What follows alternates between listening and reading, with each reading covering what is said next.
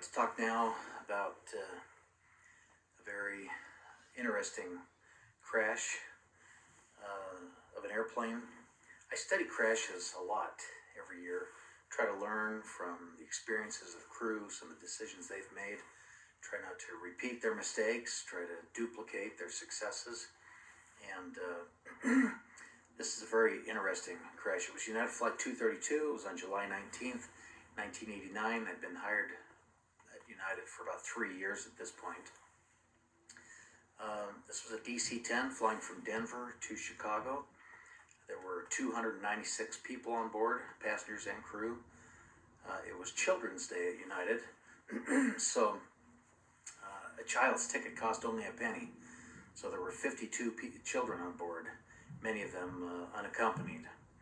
Well, an hour and 7 minutes into the flight, at 37,000 feet, they heard a loud bang, looked at their instruments, and saw that they had lost engine number 2. The crew was initially unconcerned. DC-10 can easily fly on the remaining 2 engines. This is the airplane that has one engine under each wing and then one that goes straight through the tail in the back. So the captain called for the engine shutdown checklist, and he and the flight engineer started working through that checklist while the co-pilot was flying the airplane. Well, they right away found out that there were more serious problems with the airplane than just an engine failure. He was unable to close the throttle as part of shutting down the engine. They were unable to move the fuel cutoff switch to shut down the engine, so they had to use a backup method of shutting down the engine.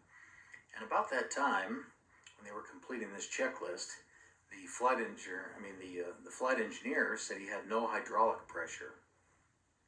Just a second later, the co-pilot said, "I can't control the airplane." And as the captain looked over at the co-pilot, the airplane was dropping the nose and turning to the right, and the co-pilot had the control wheel all the way to the left and all the way back against his chest. The exact opposite of what the airplane was doing. The captain said, "I've got it." He tried to control it, and it wouldn't respond to controls at all. It continued to get steeper and steeper turn. And then the captain said the idea just came into his mind to use differential thrust, meaning he added full power on the right engine and brought the left engine all the way back to idle. Now, jets have swept wings to allow them to fly at higher speeds, and as the wings come back on both sides, if you can turn the angle of the airplane just a little bit, you bring this wing more forward into the air, and this wing here, which is already swept back, gets even more blocked by the air going past the fuselage, creates more lift on one side than the other, so it slowly raised that right wing back up to level again. And then they used, over the next few minutes, discovered that this was really the only way they could control the airplane. They had no hydraulic quantity or pressure at all. Now, hydraulic assist in an airplane is kind of like power steering in a car. Try and imagine parallel parking a very heavy car with no power steering. It would be very, very difficult. Well, a car weighs maybe 6,000 pounds. This airplane weighed 500,000 pounds. And it's impossible for a human being to control something that big without any power steering. In this case, hydraulic pressure to assist in moving those controls. So they called the 2 pilots up front, did their best controlling the airplane. The flight engineer called mechanics on the ground who said, "No, it can't be. It's got to be some other problem. It can't be a loss of all 3 hydraulic systems. It's impossible." And in fact, later this was calculated to be greater than 1,000,000,000 to 1 odds that you would lose all 3 systems at the same time. It was something that wasn't even trained for at any of the airlines. So, as they're trying to control the airplane, let me just tell you what had happened, I guess. What had happened is the front fan disc of the engine, that number 2 engine, had literally come apart. That disc in the middle that holds all the blades together around the fan That disc had been manufactured with a defect 17 years earlier. This airplane had been flying around, or that engine had been flying for 17 years, 41,009 hours on 15,503 flights. So it took it a long time to actually break, but it finally did. And in case of a catastrophic fan failure like that, there's a steel belt around the engine that should keep those fan blades from just flying out and causing damage elsewhere, especially flying down through the airplane and killing passengers, or in this case, cutting hydraulic lines. But that steel case did not contain the fan blades, and they flew down through the tail and aft section of the fuselage and punctured all three hydraulic systems. So it only took one hydraulic system to fly the airplane, but the two backup systems were then out of use also. So the captain, after a few minutes, called the lead flight attendant up to the cockpit and to tell her the situation, to prepare for an emergency landing. When it's interesting to hear her interview, her video, which I've watched interviews of all these crew members in depth as I've studied this crash. She came out of the cockpit. She said that when she went into the cockpit, she knew that it wasn't just a day-to-day emergency. It was a catastrophe going on when she saw how they were struggling to even keep the airplane right side up. So she came out of the cockpit, had a very worried look on her face. A deadheading pilot in first class asked her what was wrong. She told him they have almost no control of the airplane. He said he was a DC-10 instructor at the training center and please ask the captain if he could help. So she called the captain. He said, yes, send him right up. He came up, and with all his experience as an instructor, he very quickly realized he didn't have anything to add to this situation. Mechanics on the ground, it took them a few minutes just to believe that this could have actually happened, and when they realized that's what happened, they had no suggestions either. So this instructor just said, what can I do for you guys? And so the captain had him kneel on the floor behind the throttles and do whatever the captain told him with the throttles and begin to learn to fly the airplane just with this differential thrust only. So as that engine had exploded, it had locked the rudder slightly to the right. So the airplane wanted to continually turn to the right and roll to the right, and that's what they were fighting against. They could not make any turns to the left. They could only go fairly straight ahead or make turns to the right. And for the next 45 minutes, that's what they did. They just went across the country, getting closer and closer to Sioux City, Iowa, which is where they finally decided to land. The captain then told the passengers to prepare for a crash landing, to listen to the instructions of the flight attendants, and he said, I'm sure he didn't cry, but he said, I'll be honest with you folks, it's going to be the worst landing you've ever experienced in your life. And it certainly was, and I'll talk more about that in a minute. Again, I talked about the fact that there's many backups on large airplanes where so many lives are at stake, but all of those backup systems were knocked out by this particular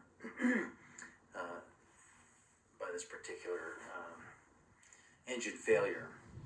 So they eventually did make their way to Sioux City, Iowa, and when the airplane landed, you can look it up on YouTube and watch it, the airplane basically kind of rolled as it hit the ground, and it landed and broke off the tail section, and with the tail being much lighter, the airplane flipped up into the air as it was rolling. It was throwing people out the back of the airplane, still strapped into their seats, and it flipped upside down and just a huge fireball. Everyone thought nobody is going to survive this alive. But then, a few seconds later, people came stumbling out of the cornfields that were planted between the runways at the Sioux City Airport. 112 people died on that flight, but 184 people actually lived. And it was considered a miracle. And that's kind of all you heard about in the news. I'd like to tell you some of the details behind the scenes that lead me to believe that the Lord had a hand in saving those lives on this flight. Let me tell you some of the important details of the flight. First, we had 4 very experienced pilots in the cockpit once the instructor came up. Captain Al Haynes was 57 years old, so he was just 3 years from retirement. He's my age right now, actually. He had 30,000 hours, 7,000 of those in the DC-10. The first officer, the co-pilot, he was age 48. He had 20,000 hours. The engineer was 51 years old. He had 15,000 hours. The instructor, Danny Fitch, had 3,000 hours instructing just in the DC-10. Another thing very important in this crash is that for 10 years at this point, United had been practicing what's called CRM, Cockpit Resource Management. Now, in the old days of flying, you just did what the captain told you to do. He was the boss on the airplane. I guess you could think of him like God. You don't question or contradict the captain. He's the most experienced member of the crew. You just do whatever he says. But there had been quite a few crashes over the years where the captain hadn't made the best decision he could possibly make. If the co-pilot had spoken up and given more information, or if he'd gotten more information from mechanics or flight attendants, a better decision could have been made.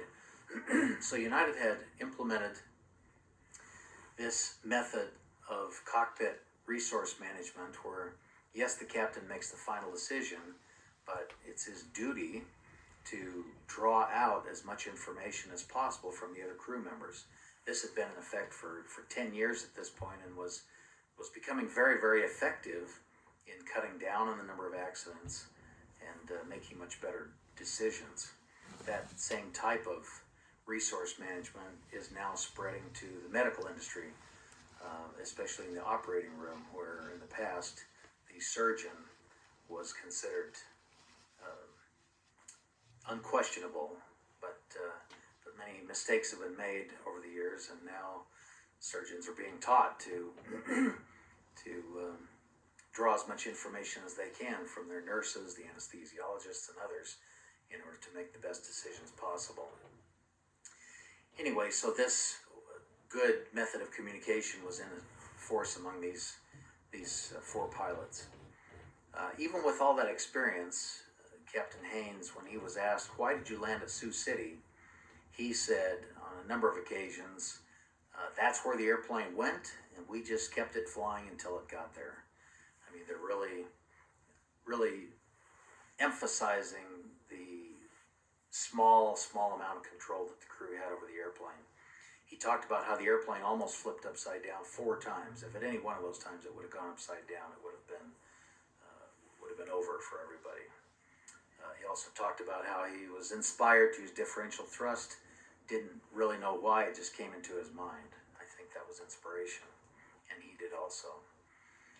Denny Fitch, the instructor who controlled the throttles, he said that he prayed to God to help him get the airplane on the ground. And he felt that prayer was answered.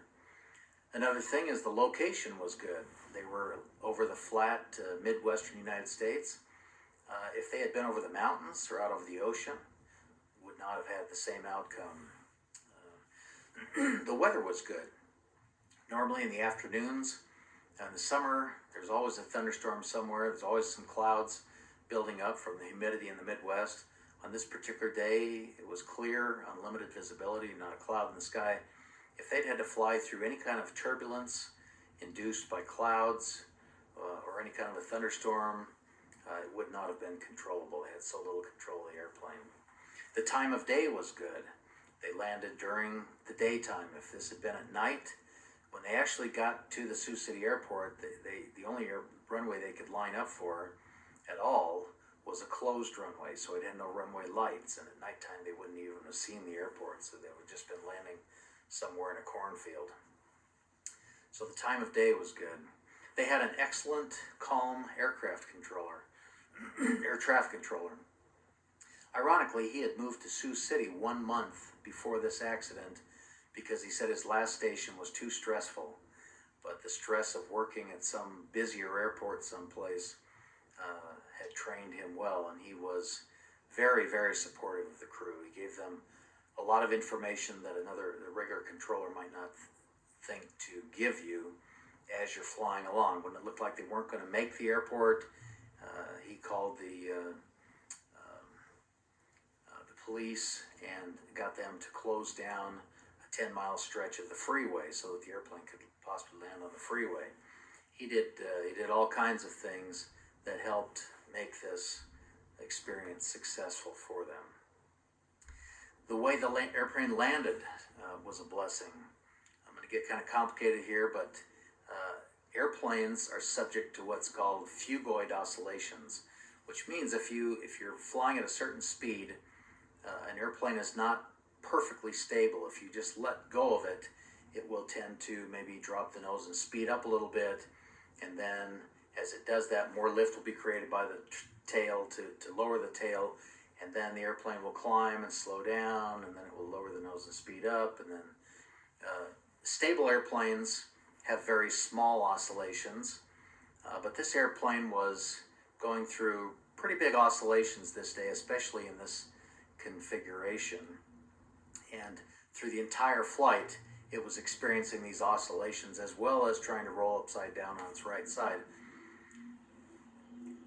An airplane like this with engines underneath the wing, as you add power, as those engines increase thrust, it tends to want to twist the wings upward and raise the nose.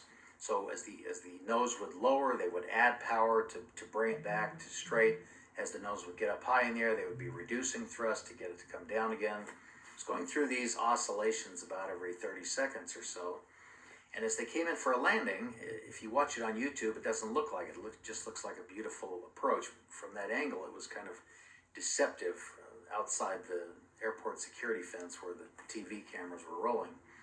But it was starting into a nose-down oscillation just before landing, which, by the way, this landing was occurring at about 220 or 30 miles an hour instead of the usual 130 miles an hour, because they couldn't put the flaps out at all to lower that speed.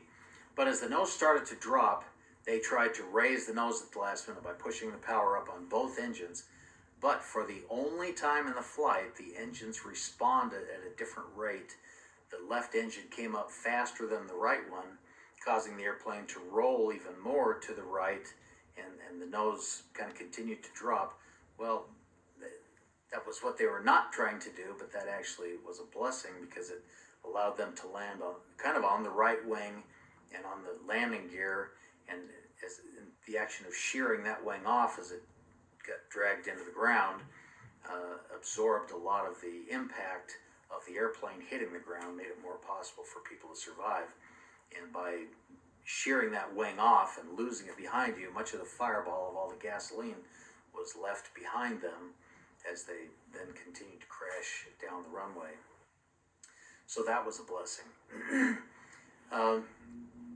United Airlines has an emergency response team, and they meet, I'm not sure how often, I believe every few months.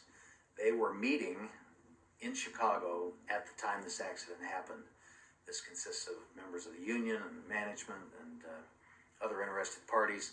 They were able to rush out to the airport, get on an airplane. They actually arrived in Sioux City before the captain was even checked into the hospital. So that was great that people who are expert in handling accidents of this type were able to get on the scene very, very quickly. So let me just recap. Of all the times in the 17 years that this fan disc could have failed, it failed in daylight, on a clear, calm day, over flat, rural land, in an area of the world with a very experienced air traffic controller, at a time when United's emergency response team was already in a meeting, and with a very experienced crew and a captain trained to draw out the best effort from each of them. At this point, if you're skeptical like me, I wouldn't blame you for saying, okay, well, that's just a whole bunch of good luck these guys had going for them. Let me tell you just four more details that are very interesting. Number one is that after any kind of accident like this, they see what they can learn from this by programming the simulator and having very experienced crews fly the same scenario. 29 attempts were made with very experienced DC-10 test pilot crews, and not a single one of those was successful. Every one of the 29 attempts ended with the death of everybody on board. So even extremely experienced people were not able to duplicate what had happened here in real life. I would call that an amazing set of good luck, or in this case, a blessing. Two, the crash occurred during the shift change at the city's two hospitals. So the morning crew was still there, and the afternoon crew had arrived, but the morning crew hadn't left yet. So there were twice as many people as normal at the hospitals. In fact, and by the way, these hospitals were highly qualified also. One was a regional trauma center, and the other was certified as a regional burn center. Just the types of injuries that were experienced on this airplane. There was a doctor and a nurse and a technician for every single person brought to the hospital from this airplane crash. They had so many medical people that they had to turn some of them away.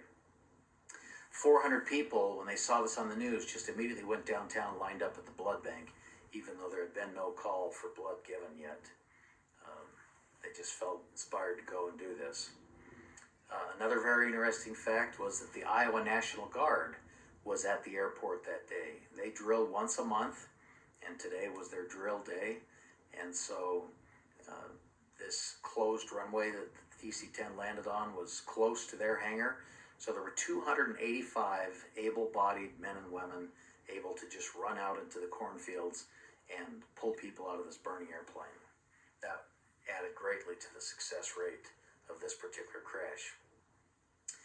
And of course, I've saved the best detail for last. Someone in charge of Sioux City's emergency preparedness, about 2 or 3 years before this time, had been inspired to come up with a plan wherein the small communities around Sioux City could be drawn in a coordinated way if some kind of big disaster ever happened. In other words, a lot of small towns, maybe 5 or 10 miles outside Sioux City, or even further. I'm not sure how far out this ring went. They might have, one policeman in this town, or they might have one fire truck, or one ambulance, or something like that. And so they wanted to be able to draw in all these emergency preparedness, all these emergency vehicles in a coordinated way. So they came up with a plan. They had to modify, radio frequencies, procedures, SOPs, in order to do this. And after working on this for about 1.5 years, they planned for a drill one day. They were going to plan for a bus crash on the freeway with 60 survivors. And so they put the plan into effect and drew in everyone, and it was just chaos. It did not work as they had planned, and they had to kind of go back to the drawing board and draw up new plans and figure out new ways of doing business to get this to work. So that very next year, they had their second drill, and this time the plan was to plan for the crash of a wide-body airport at the Sioux City airport with 150 survivors. Now, mind you, Sioux City doesn't get wide-body airplanes. It only receives much smaller airplanes, the biggest one being maybe around 100, 120 passengers, like a 727. But that's what they drilled for anyway. And this year it was a success, complete success. And not only did they have the emergency vehicles and manpower and equipment in Sioux City, but they had all the surrounding communities also come in and partake of this. Well, that's exactly what happened. 2 months later was a crash of United Flight 232 with 200 survivors at the Sioux City airport. I believe that the details of this crash show the hand of the Lord in preserving people's lives on this airplane. Maybe it's because there were those 52 kids on board, but it's also, I believe, true that the Lord's hand is in our lives on a day-to-day basis. We just don't always see it as clearly as I can see it in this example. I think that if we look for it a little bit more, we might see it more often.